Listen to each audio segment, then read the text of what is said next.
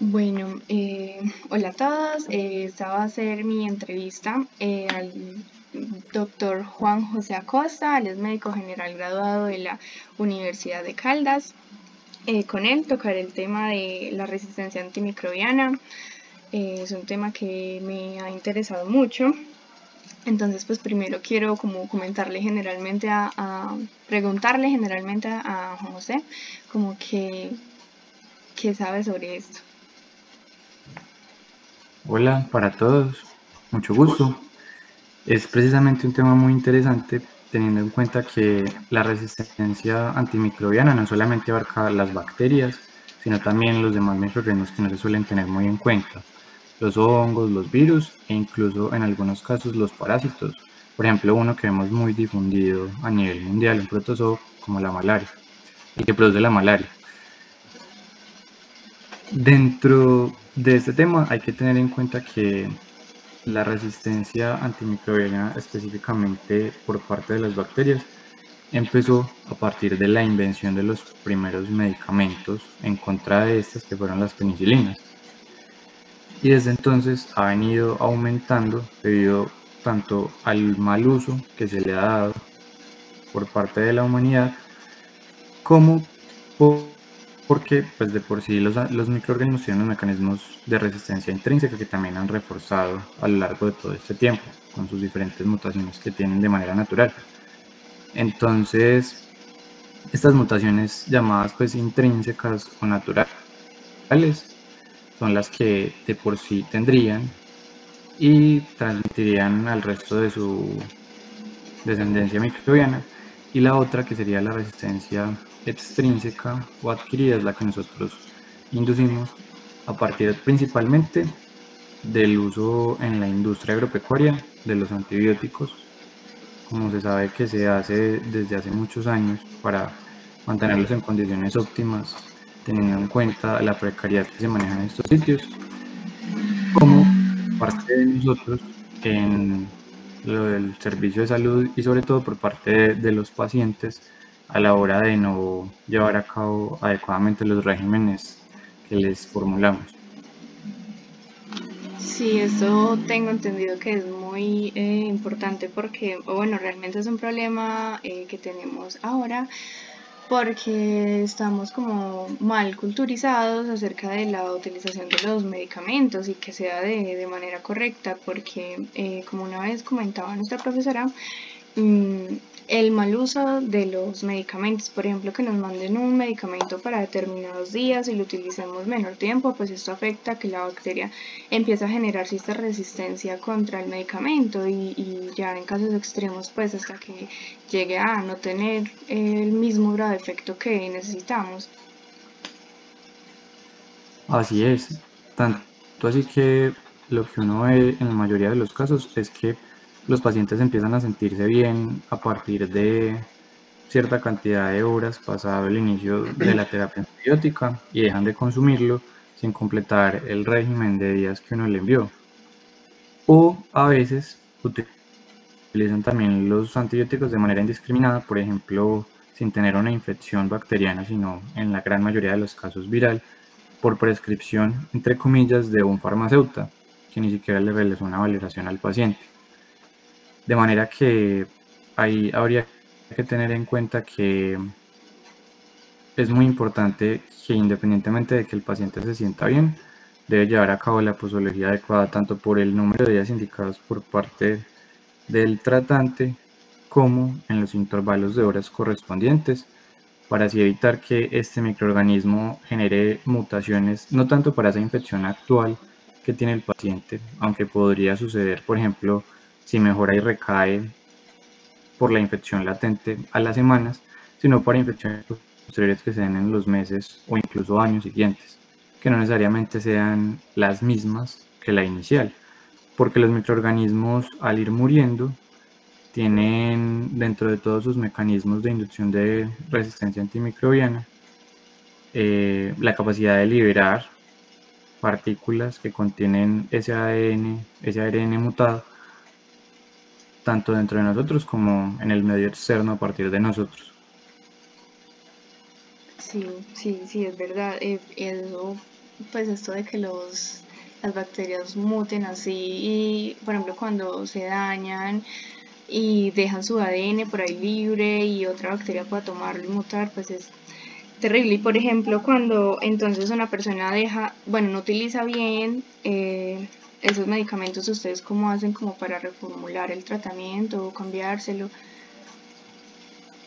Entonces, por lo que estaba comentando, dado que dentro de la misma infección es poco probable que se genere una mutación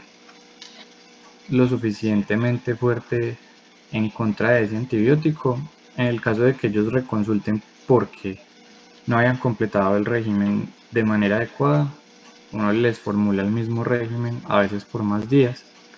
y ya después de eso se mira si tuvieron una mejoría porque el tratamiento era efectivo,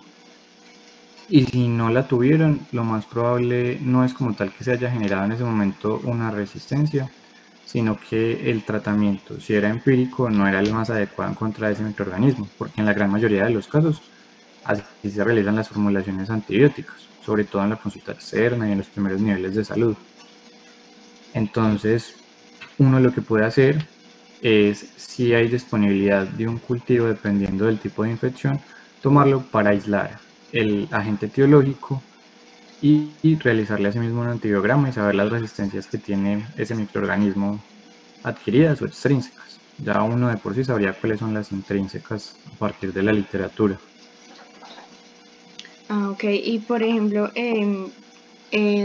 ¿usted qué sabe sobre el personal de limpieza y sí, todas estas personas del área de salud que están muy como en el cargo de limpieza en los hospitales, como que deben tener, si como un cursillo aparte o allá les dan una capacitación sobre cómo realizar estas limpiezas que pues son muy importantes en un hospital? Sí, pues lo ideal sería que todo el personal de salud tenga dentro de sus mallas curriculares a la hora de realizar los diferentes programas en instituciones de educación superior, por lo menos los conceptos básicos en cuanto a todos estos temas y formación en resistencia antimicrobiana, orientada obviamente a lo que vayan a ejercer. Pero de por sí todas las IPS e incluso las EAPBS, las entidades administradoras de plan de beneficios o las EPS, antes de realizar la contratación o dentro de todo este proceso, realizan unas inducciones a nivel institucional en las que incluso el personal que no practica la salud, sino que también es administrativo, pero va a estar dentro de las áreas del hospital, o el personal de aseo y demás servicios generales, se ven capacitados en cuanto a las medidas de bioseguridad que deben tener, por ejemplo, con el uso adecuado de los elementos de protección personal para evitar la propagación de infecciones. Y adicionalmente, los que realizan limpieza a nivel de los quirófanos para conocer la resistencia local según la epidemiología del hospital, que eso se genera un reporte anual de acuerdo a todos los aislamientos y resistencias en los antibiogramas que se vieron, y así saber estos microorganismos qué tan susceptibles son, incluso no solo a los medicamentos, sino también a los productos de limpieza que se utilizan en las diferentes áreas. Y ya como tal en los pacientes, digamos que sobre todo en el preoperatorio es muy estándar lo que se utiliza para realizar las limpiezas, pero a veces hay microorganismos que tienen mutaciones incluso a este tipo de componentes exógenos, externos o tópicos, y también se deben realizar los cambios, por lo que es deber de todas las IPS estarse actualizando y asimismo actualizar anualmente o cuando sea necesario el personal de la salud, no solamente en el momento de inducción o de ingreso. Ah, listo, gracias, porque es algo que uno siempre piensa. Y ya como último, pues una pregunta sobre, por ejemplo, ¿usted qué piensa de que, o sea, qué opina sobre de que ya hayan super microbios, super bacterias, que pues uno pensando, pues esto puede en algún momento llegar a generar como por el más mal uso que nosotros le damos a los medicamentos, los descuidos y todo, llegar a generar una pandemia? Sí, pues ya se habla de reportes de casos muy extendidos a lo largo de todo el mundo, de superbacterias, incluso otros supermicroorganismos que tienen ya mucha resistencia. No más por mencionar uno diferente a las bacterias, el VIH, que cada vez se va con más mutaciones a los distintos medicamentos que se han ido creando, y por eso ya la terapia general tiene que ser con 3 antirretrovirales, no solamente con un medicamento. A veces en el caso de las bacterias no basta con un antibiótico, sino que los infectólogos, que son los más capacitados en este tema, tienen que acudir al uso de diferentes combinaciones, incluso de medicamentos que en el pasado se estaban utilizando y se fueron dejando de usar, porque los microorganismos, así como van ganando resistencias, también dentro de sus mutaciones van perdiendo algunas, y algunos medicamentos que ya habían dejado de ser útiles pueden volver a ser útiles en el futuro. Y estos, junto a los más nuevos, se reservan precisamente para esos casos especiales, teniendo en cuenta que se habla de que lo más probable hoy por hoy que puede llevar a la muerte o la extinción de la humanidad completa sería la resistencia antimicrobiana, más allá de una causa externa, más allá pues de una tercera guerra mundial por diferencias y armas entre países, teniendo en cuenta el panorama actual y la alta incidencia de nuevas mutaciones y de mayor y mayor resistencia a los nuevos antibióticos que se van sacando. Por eso, como le decías, pues hay bacterias que son resistentes incluso a 4 clases o más diferentes de antibióticos, en las que a veces no hay mucho que hacer ya por los pacientes. Sí, ay no, eso es una gran preocupación ahora. Listo, Juan José, eso sería todo por hoy. Muchas gracias por el espacio, por el tiempo para esta entrevista. Bueno, hasta luego. Hasta luego, que esté muy bien.